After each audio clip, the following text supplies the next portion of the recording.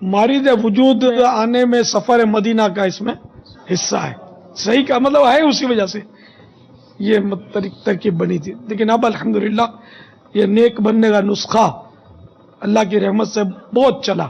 اللہ تعالی حاجی زمزم رضا پر کروڑوں رحمت نازل فرمائے. ان کا اس میں پورا ہاتھ ہے اس میں, اور یہ آج الحمدللہ چل پڑے ہیں. صلو علی الحبیب صلی اللہ تعالی علی محمد. محمد عاطفت مصطفیٰ تاری عالمی مدینہ مرکز فیضان مدینہ درجہ سادسہ. باپا آدھی روٹی اگر جامعہ میں جو ہوتی ہے وہ تو مطلب موٹی ہوتی ہے, یہ اس سے گزارا چل جاتا ہے پورا دن. لیکن اگر گھر جائیں تو گھر کی روٹی چپاتی ٹائپ ہوتی ہے, بالکل مطلب پتلی ہوتی ہے. تو کیا وہ ایک روٹی اگر ترکیب بنا لی جائے تو اس میں دراصل آدھی روٹی کی تحریک جو بھی نے کوشش کی تھی ذہن نے نہیں, اس سے اصل مقصود آدھی روٹی نہیں تھا. اصل مقصود کم کھانا. اگر بندہ ڈر کر کھائے نا بس تو وہ اس کے مطلب پیٹ کا قفل مدینہ لگ سکتا ہے. تو اب یہ کہ جو ہمارے گھر کی روٹی بھی, ہمارے گھر کی جو روٹی ہوتی ہے وہ چپاتی, آپ لوگ چپاتی کہتے ہیں, ہم تو روٹی ہی کہتے ہیں میمنی اسٹائل کی. تو وہ بھی آدھی سے گزارا نہیں ہو سکتا. اب بھی وہ روٹیاں یعنی کہ دو تو چاہیے, یعنی ہماری روٹیاں اتنی بڑی نہیں ہوتی. اس حساب سے آپ کو یہ اندازہ لگانا ہوگا کہ جیسے کہ یہ آدھی روٹی ہے نا, اس کی آپ کی روٹیاں کتنی بنتی ہیں, ایک بنتی ہے, ڈیڑھ بنتی ہے, دو بنتی ہیں, تو پھر اسی کو آدھی روٹی شمار کیا جائے. سمجھ میں یہی حالات ہے, یا جہاں بھی ہو چھوٹی بڑی. باپا چاول میں کیا کیا جائے گا؟ وہی اسی آدھی روٹی سے جو پیٹ کی کیفیت ہوتی ہے بھرنے کی, اتنی اگر چاول میں آپ کو ایک معیار بنا لیں کہ اتنے چاول میں اسی آدھی روٹی کے طرح میری ترکیب بن جاتی ہے. اچھا پھر یہ آدھی روٹی کا تو نام ہے, بوٹی کھا رہا ہے, بوٹا کھا رہا ہے, اتنا بڑا آلو کا آدھا جو پیس ہوتا ہے وہ کھا رہا ہے, اتنا آلو کھا رہا ہے, سبزی کتنی لے رہا ہے, شوربہ کتنا لے رہا ہے, دال ہے تو وہ کتنی لے رہا ہے. اب بعض لوگ تو وہ دال چاول بالکل لینے کے چاول کو بھی شوربے کی طرح کر کے وہ کھا رہے ہوں گے, تو یہ دال بھی تو پیٹ میں جا ہی رہی ہے نا. ان سب کو دیکھ کر پیٹ میں کیا کیفیت ہے یہ بندہ اس پر غور کر لے. اگر آدھی روٹی کے نوالے گن لیے جائیں اتنے چاول کے لقمے کر لیے جائیں. نوالے تو سمجھا کر اب مایوسی ہو رہی ہے. چھوٹا نوالا تو چھوٹا ان کو سمجھ ہی نہیں آتی کہ کس کو بولتے ہیں. میرے تو قریب جو بیٹھے ہوتے ہیں نا وہ تو شاید ڈر کے کھاتے ہوں گے, ان کا بھی اکثر چھوٹا نہیں ہوتا, نہ چبانے کی کوئی ترکیب ہوتی ہے خاص, جلدی وہ بیچارے نکل جاتے ہیں. تو اس پر یہ دیکھو بیٹا, آپ کو ہی اپنے ضمیر کی آواز پر فیصلہ کرنا ہوگا. نفس تو ہے کبھی دو لقمے زیادہ کھلا دے گا, کبھی لذیذ کوئی آ گئی ڈش تو پھر کیسی آدھی روٹی اور کہاں کی آدھی روٹی, ہٹ جاؤ. صلو علی الحبیب صلی اللہ تعالی علی محمد. عرفان اشرف, مدینہ تو اولیاء ملتان شریف سے. بابا جانی میرا آپ سے سوال یہ ہے کہ بعض اوقات دیکھا گیا ہے جب میت کو غسل دیا جاتا ہے تو اس کے ساتھ ایک گڑھا کھود دیا جاتا ہے ایک سائڈ پہ, جس میں غسل کا پانی جمع ہوتا ہے. پھر اس گڑھے کو بند کر کے مطلب بالکل مٹی برابر کر دی جاتی ہے اور اس کے اوپر چراغ جلایا جاتا ہے. اس کی کیا وجہ ہو سکتی ہے؟ جو کرتے ہیں وجہ تو وہی بتائیں گے.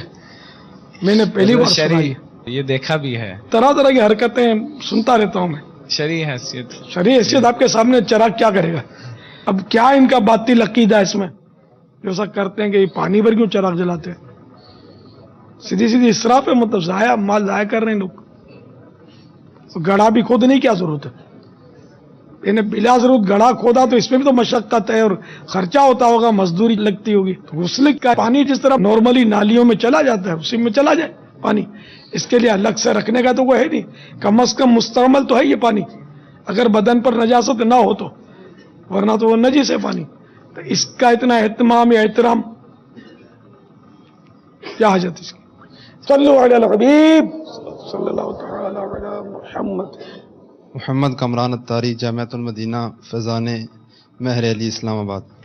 اپاچان عرض یہ کرنی تھی کہ جس طرح کے رجب کے یا شعبان کے روزے ہوتے ہیں تو ان میں جو اپنے قضا روزے کوئی کسی کے رہ گئے ہوں وہ رمضان المبارک کے وہ قضا کر رہا ہو روزوں کی، تو ان میں کیا یہ ان کی بھی نیت کر سکتا ہے کہ یہ جو رجب کے روزے ہیں اور شعبان کے روزے ہیں ان کی فضیلتیں جو ہیں تو اس کی بھی کیا؟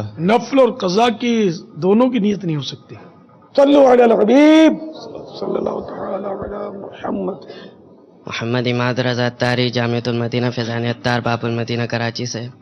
باپا جانی آپ کی بارگاہ میں عرض یہ ہے کہ ایک مصلی نماز پڑھ رہا ہے، اس کے سامنے بالکل شیشہ ہے، اب وہ اس کے سامنے جب نماز پڑھ رہا ہے تو اس کی نماز کا شرعاً کیا حکم ہے؟ سر آئینے میں جو نظر آ رہا نا عکس، اس پر تصویر کی تعریف ہی مطلب صادق نہیں آتی، تصویر نہیں ہو تو اس لیے وہ آئینے میں دیکھنے کو تو تصویر کسی نے بھی قرار نہیں دیا. آئینہ سامنے ہے، فرق آئے گا یہ کنفرم نہیں ہے، آ سکتا ہے. اب آئینے کو دیکھیں گے تو ظاہر خوشو میں فرق آئے گا. اگر آنکھیں بند کرنے سے خوشو آتا ہے تو آنکھیں بند کرنا افضل ہے نماز میں. آنکھیں بند کر لے، سامنے آئینہ ہو، نماز پڑھ رہا ہے تو اب وہ آئینہ مانے وہ خوشو نہ رہا، کوئی مسئلہ نہیں ہے. تو اس لیے یہ تصویر نہیں ہے، تصویر قد آدم ہو نہ پوری تصویر ہو، وہ سامنے ہو تب مکروہ تحریمی ہے. ادھوری ہو تو وہ جد الممتار میں تو اس کو مکروہ تنزیہ لکھا ہے. پانی کے اندر دیکھ کر بال سنوارنا غالباً یہ تو سرکار صلی اللہ تعالی علیہ وآلہ وسلم سے بھی ثابت ہے. تو یہ جو پانی میں عکس نظر آ رہا ہے یا یہ شفاف آئینے میں عکس نظر آ رہا ہے، اس کو تصویر نہیں کہیں گے، یہ صرف عکس ہے، پرچھائی ہے، جیسے پرچھائی پڑتی ہے. صلو علی الحبیب صلی اللہ تعالی علی محمد. مکتبۃ المدینہ کے مطبوعہ رسالے ضیاء درود السلام، صفحہ نمبر 3، فرمان مصطفیٰ صلی اللہ تعالی علیہ وآلہ وسلم: جس نے مجھ پر ایک بار درود پاک پڑھا، اللہ عز و جل اس پر 10 رحمتیں نازل فرماتا، اس کے 10 گناہ مٹاتا اور 10 درجات بلند فرماتا ہے.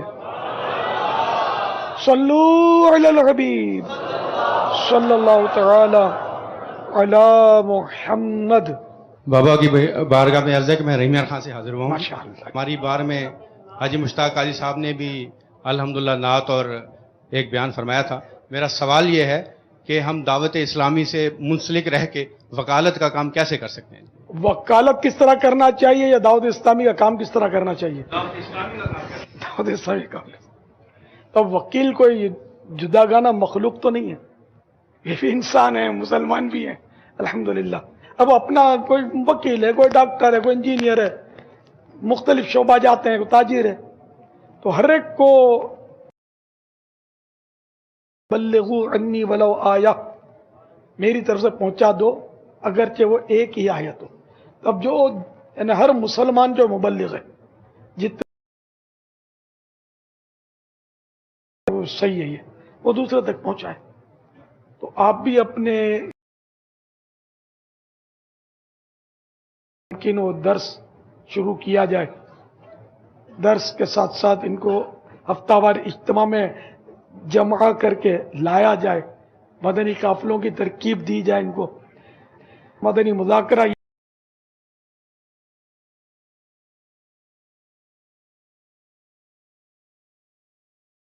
سے بولتے ہیں. لیکن گھر میں دیکھنے کا تجربہ آپ کو ہوگا کہ وہ یکسوئی نہیں ملتی. گھر میں بچے، گھر کے دیگر افراد، کسی کو دلچسپی ہوتی ہے، کسی کو نہیں ہوتی، گفتگو شروع ہو جاتی ہے. تو اس لیے وہ جمع ہو کر سنیں گے نا تو انشاءاللہ اس میں زیادہ فائدہ ہوگا. اس طرح مدنی کام کرتے رہیں، علاقائی دورہ برائے نیکی کی دعوت دیں. اب جیسے کہ کوئی ایڈوکیٹ ہے یا جج ہے، وہ اگر علاقائی دورہ برائے نیکی کی دعوت کے لیے نکلے گا نا اور کوئی بولے گا نہیں جج صاحب آپ کو دعوت دے رہے ہیں کہ اس مسجد میں چلو، تو میرا خیال ہے وہ انکار نہیں کر سکے گا. آپ حضرات جتنا کام کر سکتے ہیں نا اتنا عام لوگ نہیں کر سکتے شاید. اور کام کرنے والا ہونا چاہیے، جذبہ ہونا چاہیے. सब मिलके काम करें। आपका अपना दीन है, आपका अपना इस्लाम है, आपकी अपनी मस्जिदें हैं, नमाजें हैं, मस्जिद और तहरीक, उनको आबाद करना है। वल्लाहु तआला अअलम व रसूलुहु अअलम। अज़्ज़ा व जल्ला व सल्लल्लाहु तआला अलैहि व आलिहि वसल्लम। सल्लु अलल हबीब सल्लल्लाहु तआला अला मुहम्मद। मोहम्मद रफ़ी का तारीख ज़ियाकोट से, माशाअल्लाह। शोभा वकालत से। बापा जान, मैं अरसा 22 साल अल्हम्दुलिल्लाह एजाज़ है मुझे कि गालिबन बार में पहली दफ़ा दावत इस्लामी के मुबल्लिग का बयान करवा। 22 साल से वस्ता रहने से मैं बाअमल नहीं बन सका, तो इस नीयत से आया हूं कि इंशाअल्लाह ताला आपकी करामत से इस दफा जरूर दुआ कर दीजिए, अपनी करामत से मुझे नहीं कर दीजिए। मेरी और करामत, मेरी करामत देखनी हो तो बस ये